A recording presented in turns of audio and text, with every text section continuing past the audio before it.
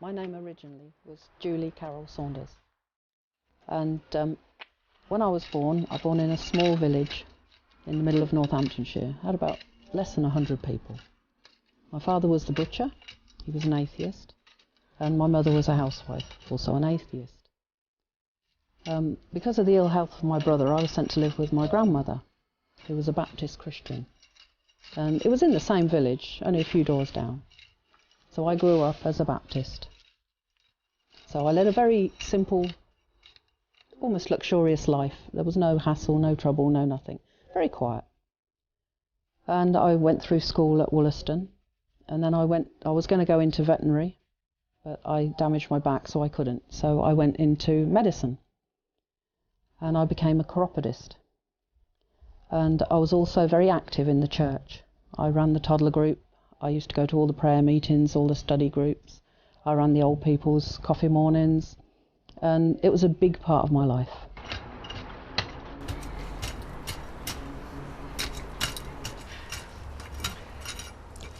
And when I started my own business, it was a little bit slow, and I asked my friend, find me some volunteer work through the church to give me something to do. So she put me onto an organisation called Women's Aid, the Battered Wives Association as it was known then, and I started working there. And I met this lovely lady, Hamida, and we got on very, very well. And after quite a few years of knowing her, more than 10 years of working with her, a conversation had happened between a new lady who'd come, and we were all talking about religion. We were talking, one was Catholic, the other was Methodist, and I was Baptist, and we were all discussing religion. And Hamida sat there very quietly. So we asked Hamida, what is your religion? Because she was such a wonderful woman, the most patient, the quietest, nothing upset her, nothing fazed her. Nobody knew what religion she was. And then I asked her, what religion are you? And she said, Muslim. I was horrified. I was absolutely stunned and mortified that this educated woman could follow such a barbaric religion, because that's how it's shown. So I tried very, very hard to turn her to Christian. I was unrelenting. Every time we spoke, I spoke about religion. I was determined, what I thought, to pull this poor woman from a barbaric religion, to give her the freedom of Christianity. She didn't wear hijab, and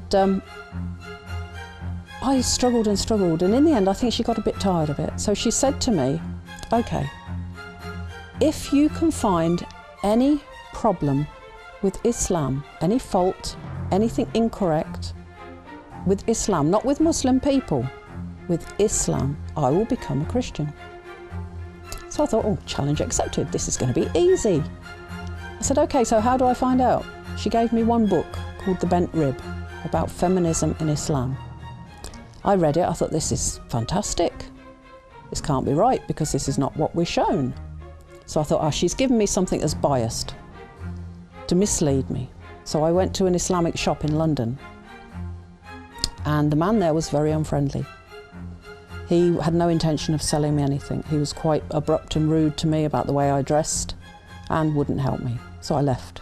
And I said to Hamida the story of what had happened, and she said, but that's Muslim people. That's not Islam. She told me another shop to go to in Luton, the Zamzam. And the man in there, although he looked very scary with a big beard and he wore the throbe and he looked as scary as the other guy, he was wonderful. He tolerated my 5 children in the shop, and he helped me. I went past him. I didn't want to ask him after the reaction the other man had given me. So I thought, I'm just going to look round. So I looked and I looked, and I found one book about women in Islam. I think it was called The Purpose of Women in Islam. So I thought, okay, I'll get this one. There must be something in there, from what I've seen of Islam, there must be something useful in there to beat her with. There must be something I can say, look, this is wrong. So I thought, great, I'll get this one. And the gentleman in the shop came over and said, Salam alaikum, sister. I had no idea what he was saying, apart from the sister. And then he said, can I help you? And I thought, help you, I can get. So I said, yeah, I'm looking for something to learn about Islam. So he said, oh, that's fantastic. And he showed me 2 other books. So I said, okay, I'll get those. One was a book called The Life of the Prophet, or The Story of the Prophet, by Martin Lings. And it was written in pure English. It was written by an English man, and it was more of a story than a reference book. So it was wonderful. It gave me the right story.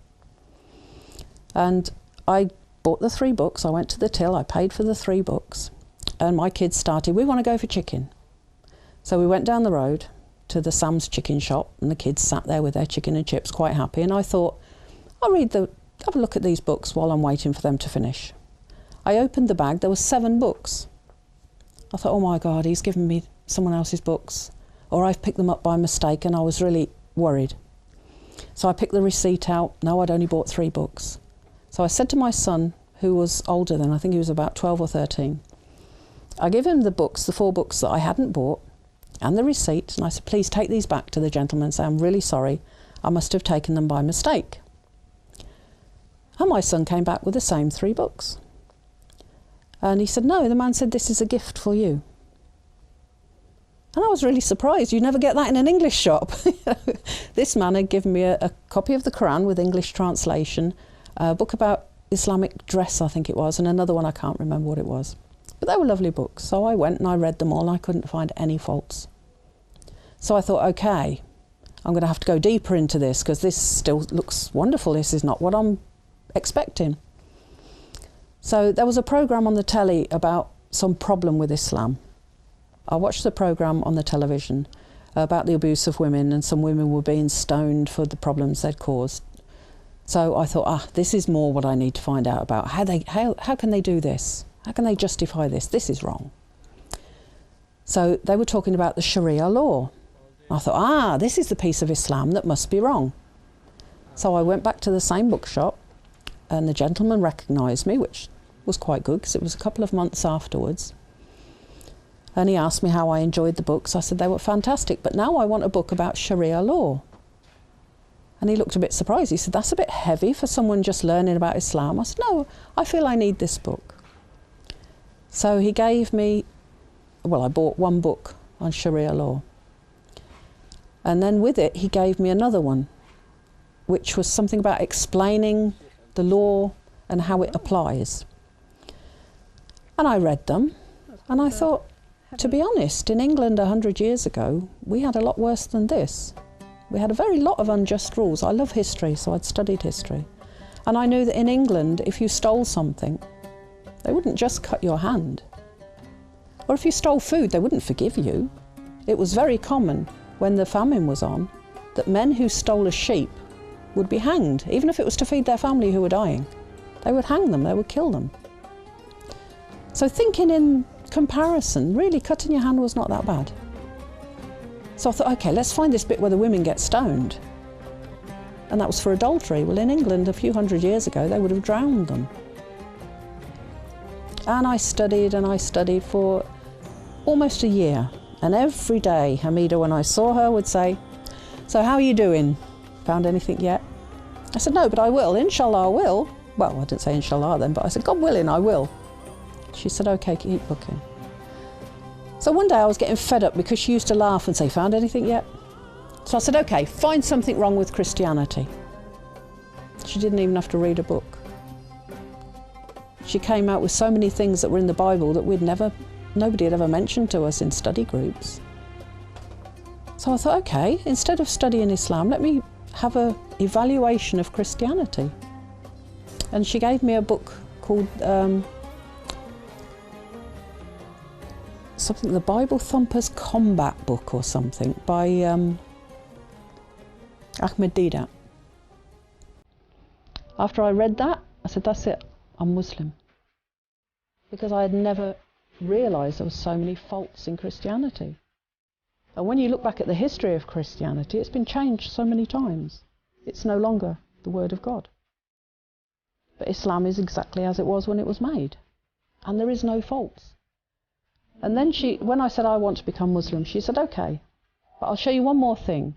Because she saw I wasn't really 100% convinced. I was leaning that way. She said, go back, put your computer on, go on YouTube and put the miracles of the Quran. And I was amazed how many things that were in there that nobody could have known in those days. Some things they only found out 50 years ago that are true, that have been there all along. So I saw that Islam was the perfect religion.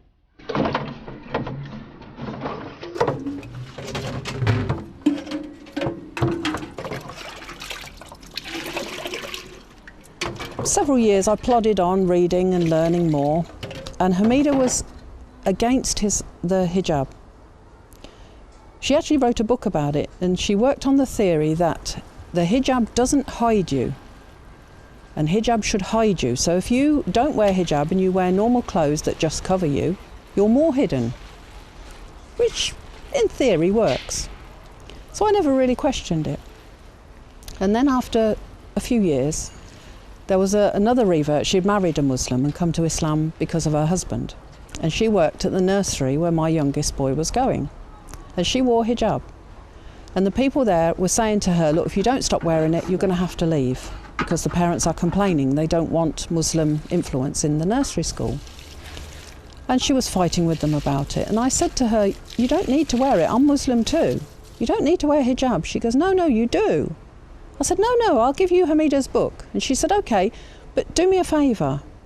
You read some other books too. You tell me where in Hadith or Quran it says you don't have to wear it now. So I said, okay. So I went back to the same shop and I said to the brother there, Assalamu alaikum, can I have a book about hijab? And he said, oh, alhamdulillah, at last you're going to start wearing hijab. And I said, no, I'm going to read about hijab.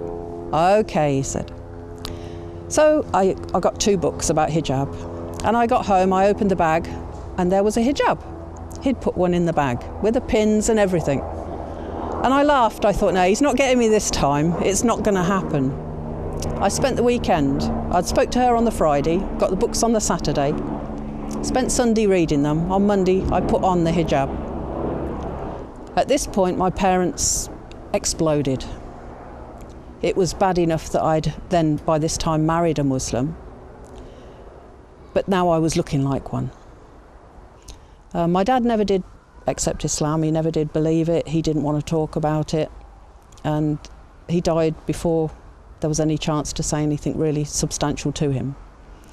But my mother, in a way I was lucky, she got cancer. And there was only me and my brother. My brother wasn't a helpful type of person. So when my mum got cancer, I went and nursed her and stayed with her. It took 6 weeks to kill her, from the day she was diagnosed to the day she died. And before that, any time anything about Islam, she would become quite aggressive with me. One day in the hospital, because she was hospitalised right from the start, the azan had gone on my phone, so I thought, oh, I have to do my salah, and I looked, my mum was asleep. So I thought, I'll try and do it quickly before she wakes up. And I just put my mat on the floor and started, and I heard her groaning and moaning, waking up. And I'm thinking, I've never read whether you're allowed to break your salah for your mum or not. So I thought, what do I do? If she calls me, do I stop and do it later? Do I carry on? And I was really worried. But I carried on with my salah and she was quiet. And when I finished and I got up, she was wide awake and she looked at me and she said, did you pray for me? And I was so pleased, because before, if she caught me in her house or in my house when she was there doing salah, oh, you're wasting your time. Why'd you bother put yourself in the dirty floor for? This is not religion, this is just stupidity. But that time, she was happy. And I talked to her a bit about Islam and she seemed to listen, but then she went into a coma for the last week and couldn't talk. I played Quran to her. I kept telling her, you know, if she wanted to do Shahada, this is how you would do it. She couldn't speak. So I don't know if in her heart she did it or not, I don't know. Inshallah she did.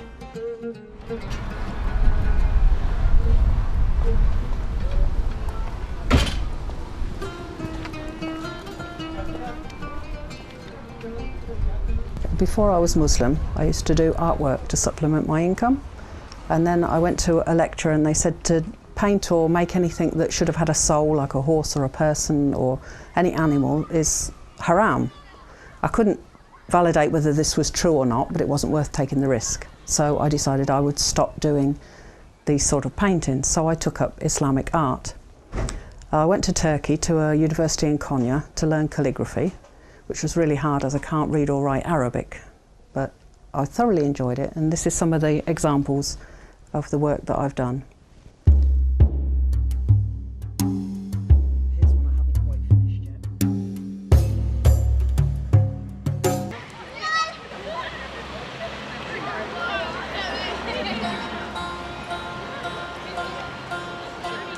When I first became Muslim, I didn't know much about fasting and didn't really notice anybody doing it.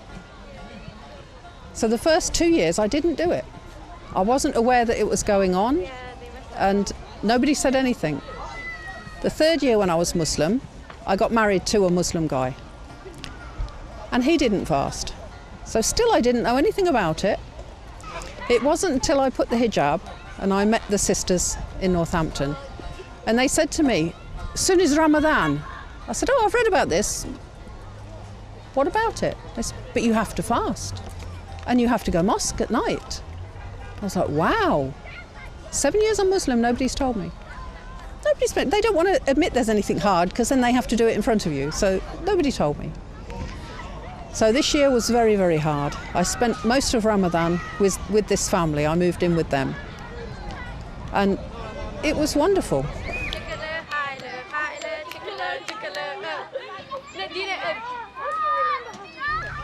One of the hardest things becoming a new Muslim is to learn Islam, the true Islam.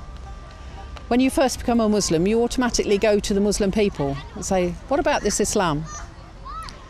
And the one from Morocco will say, oh, we do this, and we dress like this, and this is hijab, and this is salah, and this is what we eat, this is halal, this is haram. And you think, okay, now I have it, I've got it, perfect. Then you meet somebody from Egypt, and they say, no, no, no, that's not hijab, this is hijab, that's not salah, this is salah.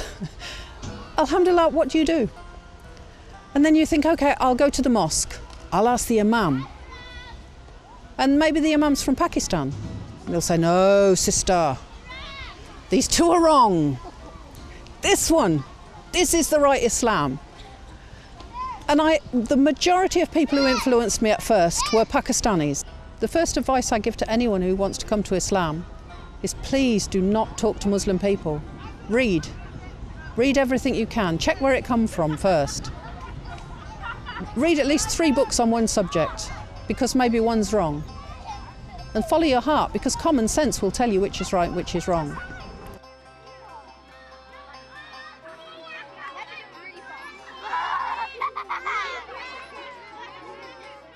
The thing that brought me to Islam is the feminism, the freedom for women. We wear hijab because we're beautiful, and our beauty is only for our husband, not for anyone in the street. When I didn't really want to wear hijab. I came to it very slowly. It's very difficult. It's hard to get used to wearing something if you've never worn it before. So I asked one woman, she's worn it all her life. I said, how do you wear it? Why do you wear it? It's such a nuisance. It's so hard. The doorbell goes, you've got to think, oh God, put my hijab. You can't just answer. There's a postman's there waiting. And I was very negative about it. And she said, okay. And she brought a plate of sweets. She said, would you like a sweet? So I picked the one with a nice wrapper. And she said, you've just proved that hijab is right. No man's going to pick or like the sweet that's open. Maybe it's dusty, maybe the flies have been on it. The one with the wrapper. Everyone will go for the one with the wrapper because you know it's clean and it's the same thing.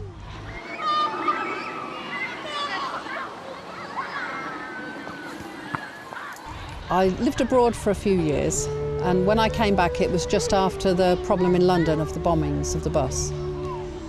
And I found, I'd always had abuse of being a Muslim. There was always stupid things said to me and occasionally things thrown and just stupid petty things. But after the bombings it became very, very bad.